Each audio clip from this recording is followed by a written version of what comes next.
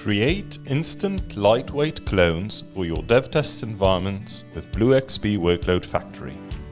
Amazon FSx for NetApp ONTAP lets you create lightweight, point-in-time, writable copies of volumes. Based on a pointer to a volume snapshot, the cloned volume does not consume space until changes are made to its data. Changes made to the parent volume do not affect the clone.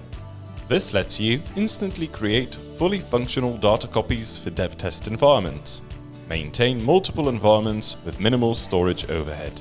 Let's see an easy way to clone volumes with BlueXP Workload Factory. In the Workload Factory console, go to Storage Inventory.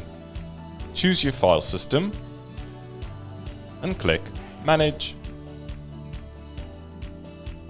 Go to the Volumes tab. Choose the volume you want to clone, open the menu and choose Data Protection Policy.